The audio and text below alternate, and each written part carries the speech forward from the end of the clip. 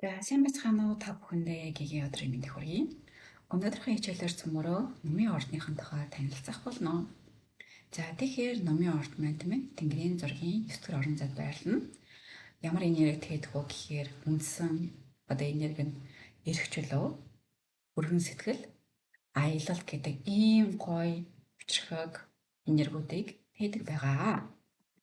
За одоо энэ хамгийн сонирхолтой сэдв рүү орох гэж цөмөрөө шууд огноо орж ирж байгаа. Яагаад вэ гэхээр одоо энд харж байгаачлан одоо 11 сарын 22-наас 12 сарын 22-ны хооронд гэж байгааз тэгэнгუутаа одоо яг энд хэдийгээр ингээд өдрийн заасан ч гэлээ энд цаг минут маш чухал байгаа учраас яг энэ 22-ны өдөр одоо өөр ордууд байх боломжтой гэсэн үг. За би яг энэ талаар дараа нь яг тухтаа ингээд харуулж агаад ойлгуулнаа. Юу ч гэсэн цөмөрөө 11 сарын 22-ноос 12 сарын 22-ны хооронд гээд ойлгочихъя. За дараагийнх нь гэхээр одоо гал махбодтой байгаа. За гал махбод нь одоо юуг нь асаадаггүй гэхээр түрүүн хэлсэн шүү дээ тийм ээ. Одоо маш өргөн одоо эрх чөлөөг ингэж эрхэмлдэг.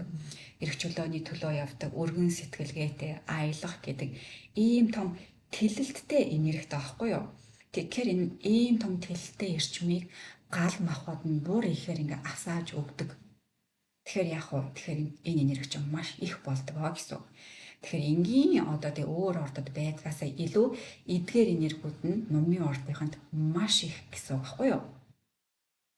За тэгээд арга чанар, бэлэг чанар гэж байдаг тийм ээ. Тэгэхээр түүнийхээ одоо эрхтэй чанарт нь хамаардаг. Эрхтэй чанарт нь хамаарахтаа болохоор одоо маш идэвхтэй энерги дагуулна. Тэгээд идэвхтэйгээс гадна нээлттэй энерги дагуулж идэг. Нээлттэй гэхээр түрүү нөгөө ярьсан да тийм ээ. Одоо аялах гэдэг сэтгэлгээ гэдэг. Энэ хүртэл одоо энэ нээлттэй энерги дээр нь хүртэл ингээд давхар орж явж идэг. Тийм мэдээж хэрэг ингэж урам өгч чаддаг урам өгөгч энерги бас тээж идэг. Ийм гоё арга чанартай байгаа. За тэгээд мэдээж хэрэг хувирамтгай. Яагаад вэ гэхээр эн чинь одоо маш уян хатан байж чадна. Энэ бол маш том давуу тал. Тэгээд хоёрдугаар давуу тал нь юу байдг вэ гэхээр шин зүйлд ингээд бусад ордуудыгаа бодвол маш хурдан дасан зохицож чаддаг ийм давуу талтай ийм орд байна. За тэгээд мэдээж хэрэг одоо эрх шигч гариг нь өөрөө бархас бод гариг. Тэгэхээр бархас бод гариг маань тийм ээ бидэнд маш их азыг, маш их тэлэлтийг, маш их итгэл өшөө дээрээс нь маш их мэдлэгийг хайрлаж өгч идэг ийм гоё гаригийн иргэшээлд ор байдаг ийм сайхан орд байна. За цөмөрөө цаашлая. За тэгвэл давуу тал нь юу юм бэ тийм ээ? Тэгээ давуу талынхаа талаар дараа нь мэдээж хэрэг сүүл эртлэн бас харна. Тэгэхээр давуу тал дээрээ болохоор айгуу гоё тийм өөдрөг байж чаддаг, урам өгч чаддаг гэсэн. За тийм үү? Тийм үү би түрүүн хэлсэн тийм ээ? Тэгээд бас үнэн шулуун байдаг, шудраг байж чаддаг. Том зураг хараад том боломжийг бас олж чаддаг юм давуу талтай.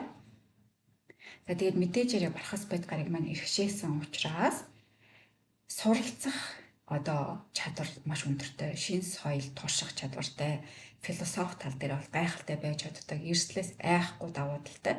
Тэгээ юмыг эхлүүлэх ийм гоё давуу чадaltaй байдаг. За тэгээд одоо сүүдэр тал нь тийм үү юу байх вэ гэхээр одоо юмыг ингээд хит шулуухан хэлэх гээд бусдыг гомдоох тал байдаг. Тэсвэр бахтаа бас байдаг.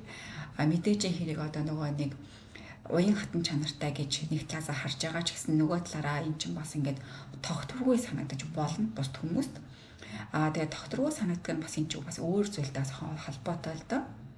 Дараагийнх нь мэдээж хэрэг одоо амлалт өгөөд мартчих ийм талтай. Тэгээ юмыг бас хоошлуулнаа. Тэгээд одоо юу яадаг да? Юмыг одоо бодит зүйлийг бодит бус зүйлтэй ингэж хооронд нь зөвшөлдүүлж чаддаг юм гайхалт орд байгаа. Тэгээд зарлага бас ихтэж чадна. Юмыг бас ингэж хит өөдрөгөөр тооцоолдог. Энэ бас эрсдэл дагуулах боломжтой. Ягаад гэвэл хит өөдрөгөөр тооцоолжингууд эн чинь нөгөө нэг бас сөрөгтлөө харахгүйгээр явах одоо энэ зарлага нь ихснэ гэсэн үг байхгүй юу? За тэгээд одоо ийм гайхалтай хүмүүс тийм ээ ямар ажил мэргэжлийн чиглэлүүд илүү их таарах уу гэхээр мэдээж түрүү хэлсэн бархас бод гариг маань иргэшээж байгаа болохоор мэдээж хэрэг багш байна, дасгалжуулагч байна, сурган хүмүүжүүлэгч талын одоо ийм чиглэлүүд шууд хамаарна. За тэгээд нөгөө нэг аялал жуулчлал байна тийм үү? Гадаад харилцаа, аяллаа хөтөч гээд яагаад тэгэхээр эн чинь Тэнгэрийн зургийнхаа 9 төр орон зайтай холбогдож байгаа учраас эдгээр нь ингээд шууд хамаардаг байгаа шүү. За тэгээд үүнээс мэдээж нэмээд маркетинг байна тий. Одоо PR, медиа, контент бүтээгч, учраа дээрээс нь 9 дугаар гэр буюу Тэнгэрийн зургийн 9 дугаар орон зайд хамаардаг нь бас юу байдаг вэ гэхээр хууль хамаардаг, философи хамаардаг, судалгаа, зөвлөх үйлчлэгээ бол бас шууд хамаарна. За тэгээд гал мухадтай уучраас үүн дээр нэмээд спортын төрөл, фитнес, адал явдалтай салбарууд хүртэл хамаарна. Тэгээд ухаан нугаас маш мундаг хөгждөг учраас бизнесийн хөгжил, борлуулалт, олон улсын худалдаан дээр маш амжилт гаргах одоо ийм гайхалтай мэргэжлүүд таардаг аа. За одоо тэгвэл цөмөрөө хайр ба тохирох ордын сонирхцгоё. Тохирох ордуудыг мэдээж ирэх хонь яагаад гэвэл энэ өөрөө гал мохоттой тийм үү? Ирч хүчээр одоо дундашгүй энэ хоёр маань нийлхээр адал явдлаар дундрахгүй маш их адал явдалтай, маш их ирч хүчтэй байна. За мэдээж хоёрдугаарт нь мэдээж Арслангийн орд маш өөдрөг, маш зоригтой хослол болно. Байнга одоо урагшаа тэмүүлж яадаг юм хосууд байна гэсэн үг. За тэгвэл жинлүүр рүү ороод ирэхээр яах вэ гэхээр манай нумын их нэг маань арай их жоохон нэг тийм тогтвортой, тэнцвэртэй болгоод бас тэгээд харилцааны алтан дундчийг барьж чаддаг жинлүүрүүд маань энэ харилцааг хөгжилтэйгээр авч явж чаддаг болдгоо. За тэгэхэд одоо мэдээж хэрэг манай хумхын ордныхон таарна. Яагаад вэ гэхээр энэ хоёр ч хоёулаа эрх чөлөө гэсэн нэг гол сэдвтэй үзэл бодлын нийтлэл маш өндөртэйгээр зохицож чаддаг ийм сайхан зохицол байдаг. За хайрын хилийг цөмөрөө одоо яаж ойлгох вэ?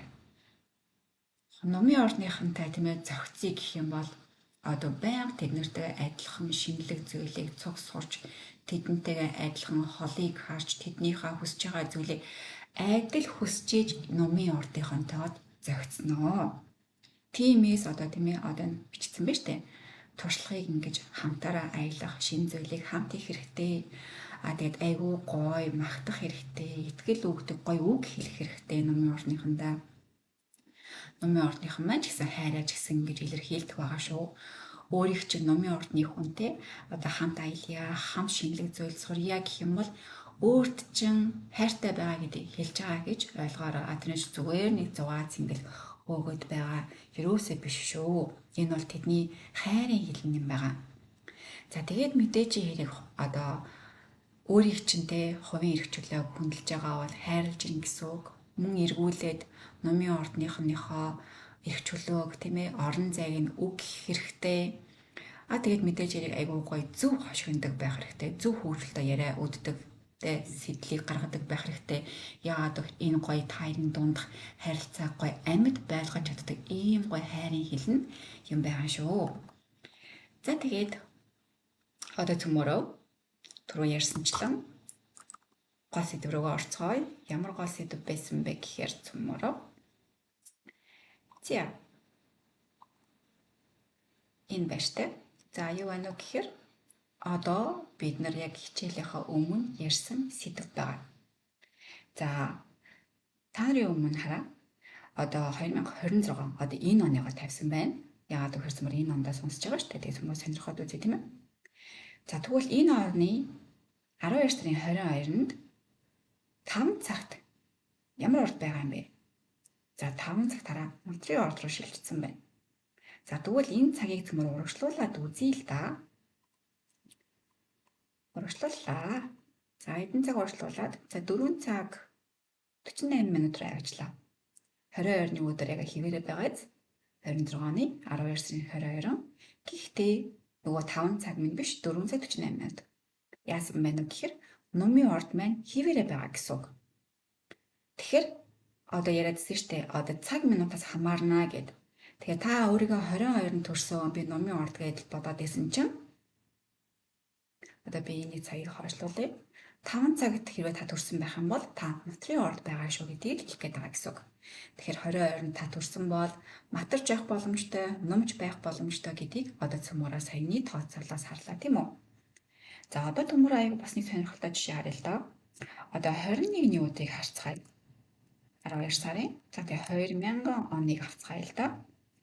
За 2000 оны 22 цагийн ажиллагаа аваад ингээд үзчихэнгүүт яах нь. За одоо хараа нөгөө 22-ны материйн орд чинь одоо 21-ний өдөр бүр материйн орд нь ингээ байгаа гэсэн үг. Одоо энэ харагдаж байгаа бол тийм ээ. Нар маань материйн ордонд байгаад байгаа байхгүй юу? За тэгээд одоо энэ цагийг цөмөр урагшлуулж үзье. Одоо цөмөр номын ордонд болох хэрэгтэй байхгүй юу? За тэгвэл цөмөр энэ цагийг за 20 цаг гэдэг аваад үзэнгүүт яаж юм? Номын орд болчихж байгаа. Тэгэхээр 2000 оны 12 сарын 21-ний одоо 20 цагт энэ хүн маань номын ордонд байсан бол материйн орд нь ердөө л 2 цагийн дараа гэхэд шилжсэн байна. За энэгээр дахиад юу хэлээд байна вэ гэхээр одоо он болгонд таны цаг минутаас хамаарат та үнэхээр номын орд юм уу эсвэл материйн орд руу шилжсэн байсан юм уу гэдгийг чинь одоо ингээд цөмөр харж байгаа гэсэн үг байхгүй юу? Тооцоолж үзэж байгаа гэсэн үг. За тэгээд эн чинь мэдээж яалгаатай. Яагаад вэ гэхээр одоо өөрийн чинтэй номын орд байх юм бол энэ чинь гал махбодтой болчихно. Тэгээд ном гэж бодоод исэн чинь үнэхээр материйн орд руу шилжсэн байх юм бол та өөрөө шороо махбодтой болчихж байгаа байхгүй юу? Тэгээд таныг эргчээдэг гаригчин хүртэл өөр гариг болчихно. Бархас байд биш, харин санчир гариг болж хувирдаг байгаа шүү. Тэгэхээр ерөөсөө минутын ялгаа чинь ингэж айхтар зөрөө гарч ирдэг учраас та бүхэн маань энийг одоо минутаараа төрсэн цаг минутаараа шалгаж үзээд үнэхээр аль орд юм бэ гэдгээр одоо өмнөх сар тийм ээ, өмнөх сар гэдэг чинь одоо хилэнцгийг болон матрийг ингэж шалгах хэрэгтэй байхгүй юу? За тэгээд энийг мэдмээр байгаа эсвэл мэдэж амжаагаа байгаа хүмүүстээ би доороо нэмэлтгийнхаа доор линкийг үлдээжнэ. За ингээд бүгдээрэнд нь баярлалаа. Дараагийн хичээлээрээ